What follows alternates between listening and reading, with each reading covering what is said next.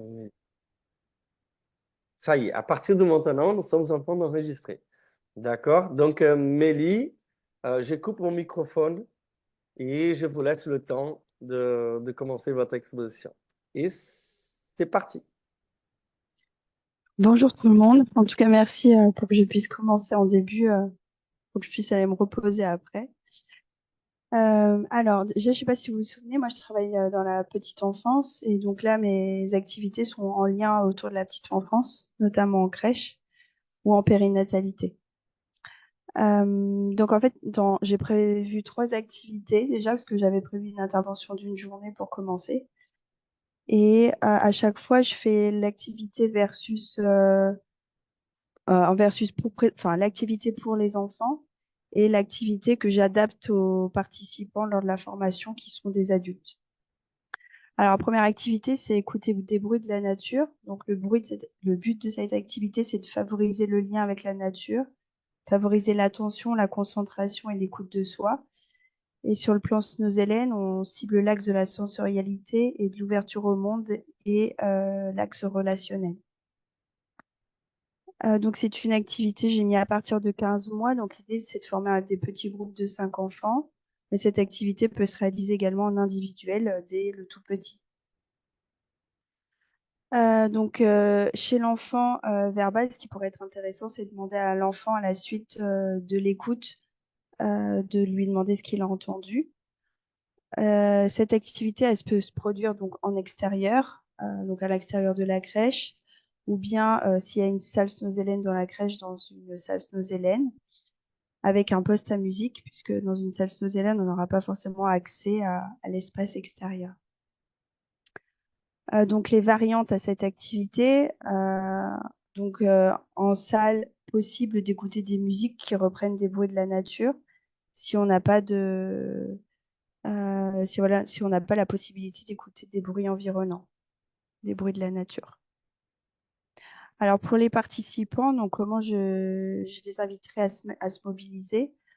Déjà qu'on est face à un public adulte, d'apprenants, donc je les inviterai à s'installer dans une position confortable et je les placerai un peu dans une position de méditation où je les inviterai à réveiller, à réveiller leurs oreilles, à masser leurs oreilles, à fermer les yeux et puis à se laisser progressivement guider par les bruits qu'ils peuvent entendre autour d'eux.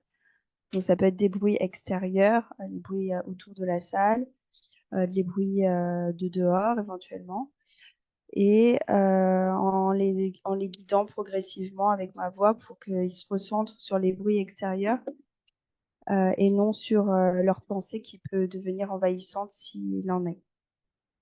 Et à la suite de cet état un peu de méditatif pour les professionnels, je leur demanderai de revenir à eux progressivement et puis de verbaliser leurs ressentis ou leurs difficultés à rester en lien avec la nature. Donc voilà pour la première activité. Euh, je passe à la deuxième activité. Alors, deuxième activité, c'est l'observation des mobiles. Donc, j'ai ciblé le mobile des octaèdres. Donc, c'est une activité qu'on peut proposer en individuel, enfin, qu'on privilégie en individuel, qui peut être proposée très tôt dans le développement de l'enfant, aux 1 ou 2 mois de vie du bébé. Donc, qu'est-ce qu'on axe quand on propose ce type d'activité? Donc, là, en fait, on cible l'axe de la sensorialité, donc la stimulation du sens visuel et l'ouverture au monde. Donc, le but, c'est d'offrir la possibilité à l'enfant de fixer son attention sur un objet, de développer et stimuler la vue. J'ai perdu ma feuille. De développer le sens chromatique, de développer la concentration, la conscience de son environnement. Alors, comment on installe l'enfant? On l'installe en position couchée sur le dos. On place un mobile donc à 30 à 35 cm au-dessus de son ventre et on va lui présenter donc des octaèdres, là pour le coup ce que j'ai pu choisir, au-dessus donc de l'enfant, donc des octaèdres de différentes couleurs, jaune, bleu et un dernier octaèdre un petit peu plus bas. J'ai oublié la couleur, mais jaune, bleu et rouge.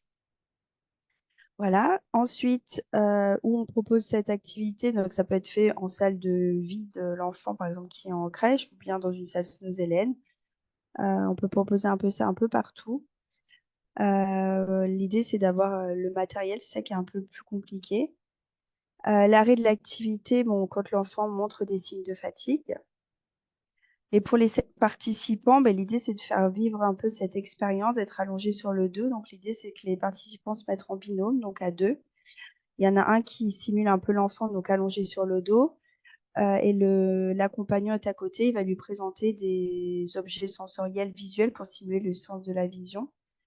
Donc, il peut utiliser, s'il a à sa possession, des mobiles, ou ça peut être des jouets, des objets sensoriels qu'il peut lui présenter à hauteur des yeux, et pas non plus trop près des yeux, en respectant bien la distance de 30 à 35 centimètres par rapport à l'enfant.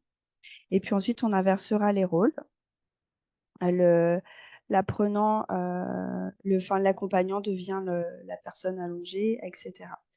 Et à la fin de cette expérience, à peu près de 10 minutes pour chaque expérimentation en binôme, d'inviter les participants à verbaliser leurs ressentis. Est-ce que ça a été compliqué pour eux de rester allongés sur le dos avec un objet au-dessus des yeux, etc. Et ensuite, la dernière activité, c'est, en fait, je ne sais pas si on pourrait parler d'activité, mais je trouve que ce qui est important en Snozellen, c'est l'accueil. Et je trouve intéressant dès l'accueil, de proposer une activité. En soi, c'est plus une activité que j'ai appelée activité de manipulation. C'est-à-dire que quand les participants arrivent dans la salle, il y a déjà des outils sensoriels sur la table. Et le but, ben, c'est de permettre aux participants dès leur arrivée, donc de manipuler. Donc déjà, si on replace cette activité dans le cadre de l'enfant, c'est de permettre à l'enfant de manipuler des balles sensorielles ou des objets lumineux, etc. et d'explorer le sens du toucher. Sur le plan Snozellen, on va axer la sensorialité, le bien-être et le relationnel. Donc pour qui ça peut pour tous les enfants accueillis en crèche, hein, mais principalement, je trouve que c'est intéressant pour les enfants qui commencent à s'asseoir seuls. Donc c'est une activité qui peut être proposée en individuel ou en groupe, en salle Snozellen ou en salle d'activité ou de lieu de vie de l'enfant. Donc pour les enfants, bah, c'est leur présenter une boîte avec plein d'objets à découvrir à l'intérieur. Et le but, c'est de laisser l'enfant manipuler par lui-même à son rythme, et l'adulte est présent à ses côtés pour soutenir les découvertes de l'enfant. On arrêtera l'activité lorsque l'enfant en présentera un désintérêt.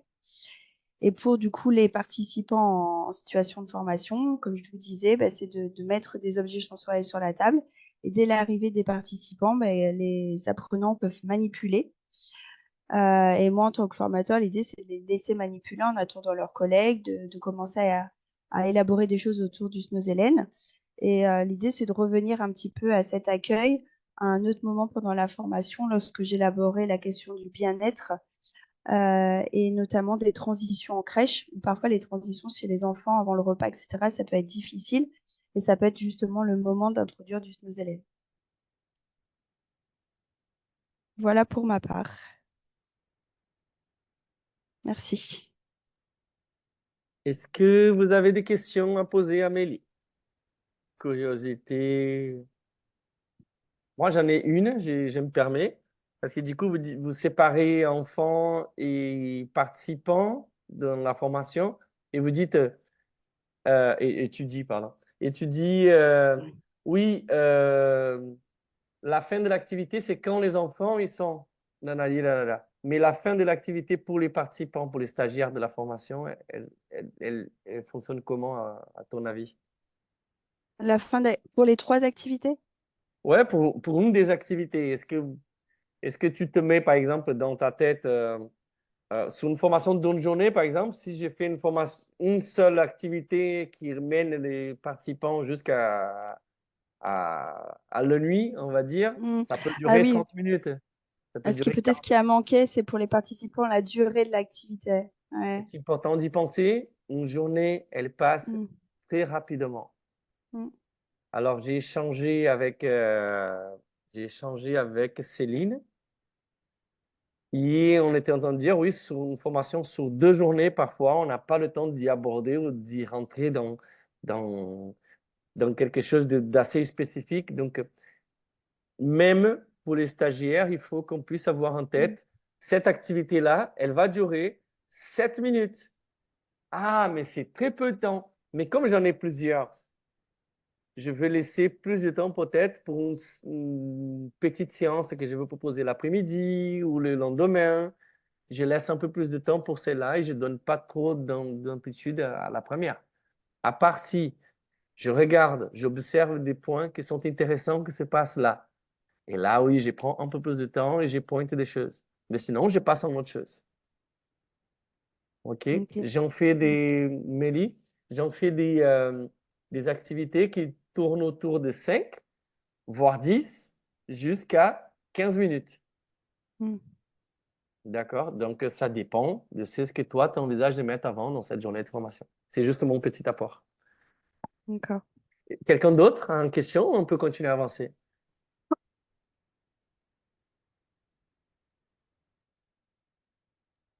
Oui, j'avais une petite question. On y va.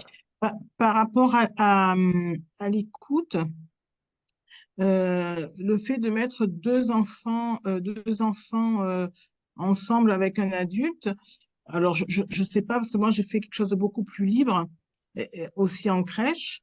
Je me demandais